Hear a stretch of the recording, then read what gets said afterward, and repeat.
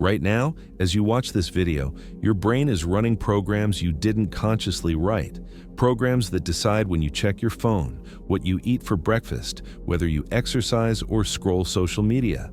You think you're making choices, but most of the time, you're just running code. Here's the truth. Neuroscience shows up to 43% of what you do every day isn't a decision, it's automatic, a habit.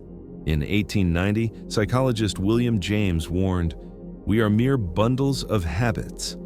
Your life, your success or failure, comes not from big decisions, but from small behaviors repeated until they vanish into routine. Your brain doesn't care if habits are good or bad, it just automates whatever you repeat. But how does this happen? How does your brain turn conscious effort into autopilot? By the end of this video, you'll know the science of habits, why the 21-day rule is a myth, and the one proven method to reprogram almost any behavior. So the real question is, are you the programmer of your life, or just the machine running someone else's code? 1890. Harvard psychologist William James publishes The Principles of Psychology. In it, he makes a bold claim. We are bundles of habits. James wasn't being poetic. He was serious. He argued that almost everything you do, how you walk, talk, react, or think, is automated, not chosen, just routines your brain is locked in. He wrote, "All our life is but a mass of habits, practical, emotional, and intellectual." By age 30, he warned, your character is set like plaster. Why? Because your habits are so ingrained they almost can't change. But here's the problem. James could observe habits, but he didn't know why they form. What in the brain makes some behaviors stick while others fade? Think of tying your shoes. The first time took effort. Now your hands move automatically while your mind drifts elsewhere. That's your brain running compiled code. Early psychologists like Clark Hull tried to explain habits with stimulus response theories. See food, eat food, hear alarm, wake up. Simple. But these theories missed something. Why do habits eventually feel effortless? Why does struggle turn into autopilot? Even James himself battled depression and bad routines, desperate to learn how habits could change. So when did science finally crack the code? When did we discover what's really happening inside the brain? For decades, habit research was stuck in theory. Psychologists could describe behaviors, but they couldn't see what was happening inside the brain. Then, in the 1980s to 90s, new brain imaging technology changed everything. Scientists discovered habits don't live in the cortex, the thinking brain. They're stored in the basal ganglia, deep in the brain, specifically the striatum. Think about that. When you're running a habit, you're literally not thinking. Different circuits take over. At first, your prefrontal cortex does the work, step by step.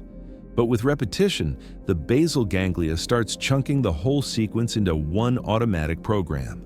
Like learning to drive, at first exhausting, later effortless. This is the habit loop.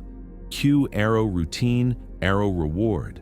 And brain scans prove it. Prefrontal activity drops, basal ganglia activity spikes. It's powerful because it saves energy. It's dangerous because habits run even when you want to stop. So here's the question. What signal tells the basal ganglia which behaviors to lock in? Dopamine. You've heard it called the pleasure chemical. But that's wrong. It isn't about pleasure, it's about learning. Here's how it works. Dopamine neurons encode reward prediction errors. The difference between what you expected and what actually happened. Do something and the outcome is better than expected. You get a dopamine spike. That spike strengthens connections between the cue and the action. It's your brain saying, do this again. Check your phone. No notifications, no spike. Unexpected likes, dopamine surge. Your brain stamps in the behavior. It's like training a dog with treats. Except dopamine is your internal reward system. But here's the danger. Dopamine doesn't care if it's good or bad long term. Junk food, gambling, drugs, social media, all trigger massive unpredictable spikes. That's why they're addictive. Neuroscientist Wolfram Schultz proved it. Over time, dopamine stops responding to the reward itself. It fires at the cue predicting the reward. See your phone? Dopamine fires before you even decide to check it. This is model-free learning. Your brain doesn't analyze why. It just encodes cue arrow, action arrow, reward automatically. So dopamine teaches your brain what to repeat. But why do some people form habits fast while others struggle? What conditions make habits lock in quicker? Here's the secret most habit advice gets wrong. Habits aren't just about repetition, they're about context-dependent repetition. Studies show repeating a behavior in the same place and at the same time accelerates habit formation. Same coffee shop, same trigger, same routine. That consistency gives your basal ganglia stable cues to lock onto. Think of your morning routine: alarm, bathroom, coffee, breakfast. Each step is linked to a context cue. That's why you can fall apart on vacation. The context changes, the cues disappear. It's like muscle memory. A basketball player practices free throws from the exact same spot thousands of times. In a game, their body automatically executes. Context dependency also explains bad habits. Snack while watching TV. Your brain wires TV as the cue for eating. Most New Year's resolutions fail because the environment stays the same. Cookie jar in the kitchen? Cue fires, cookie eaten. Before you even think. Research by Wendy Wood shows people with strong habits barely use self-control. Their environment does the work.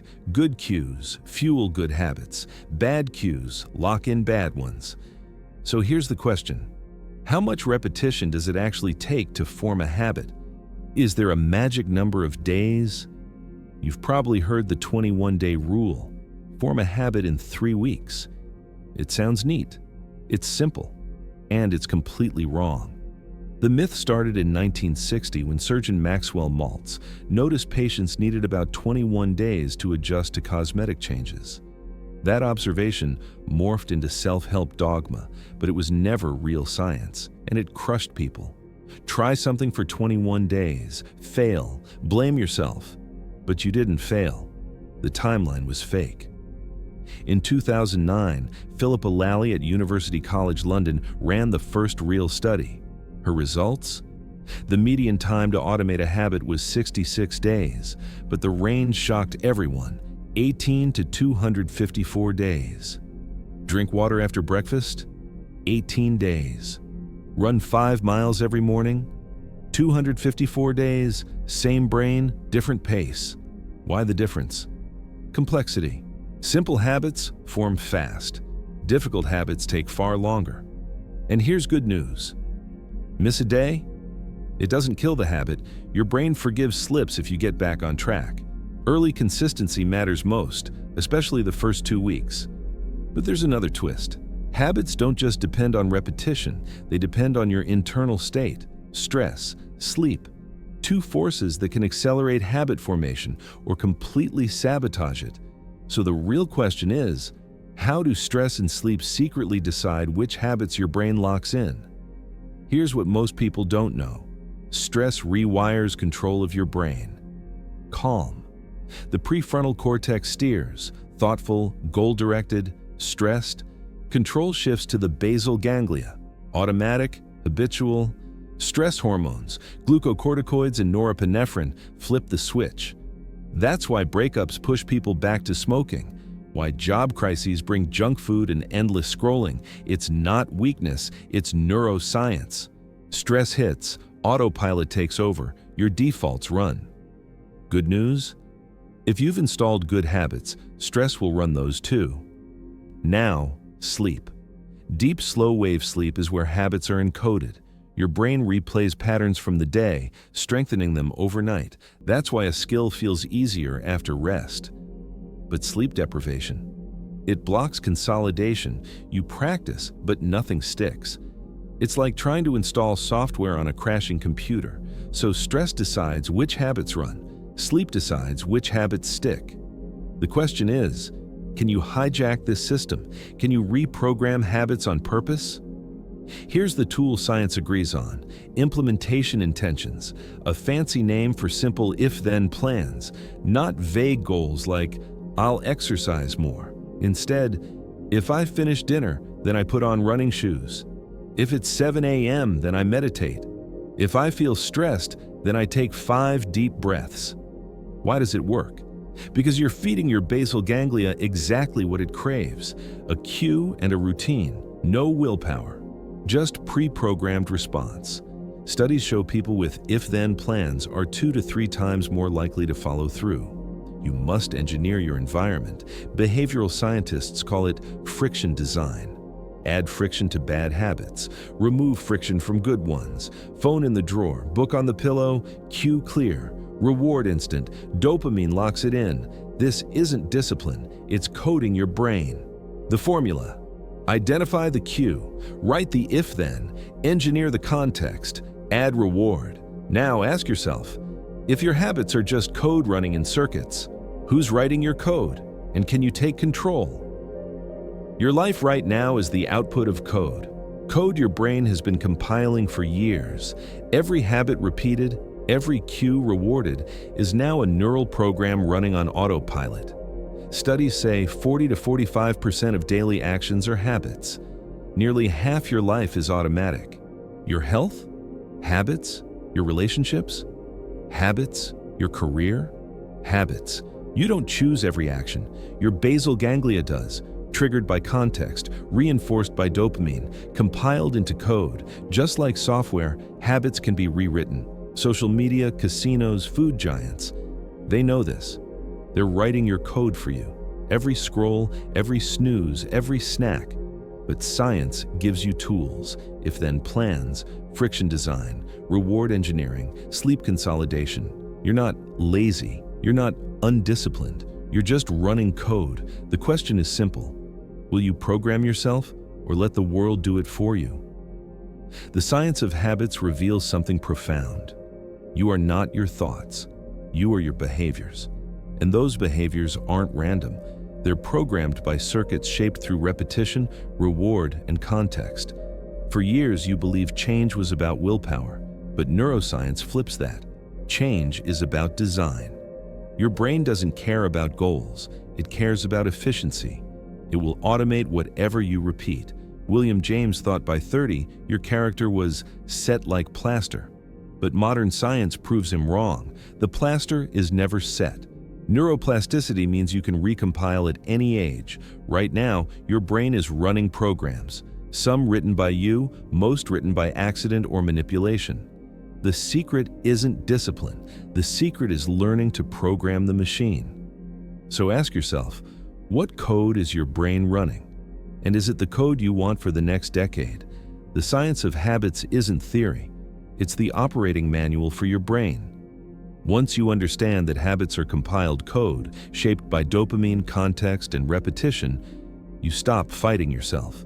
You start engineering your environment. You start programming your behaviors with intent. You've just learned how habits form. From William James's 1890 warning to modern basal ganglia research. Why the 21-day rule is a myth. Why the real median is 66 days. Why stress flips you into autopilot. Why sleep cements new habits. And how if-then plans rewire your brain's code. If you want more science-backed breakdowns, not pop psychology, but real neuroscience explained simply, subscribe and hit the bell. Now tell me, what one habit are you running on autopilot that you want to reprogram? And what if-then plan will you use this week to start rewriting it? Drop your thoughts. I read them all.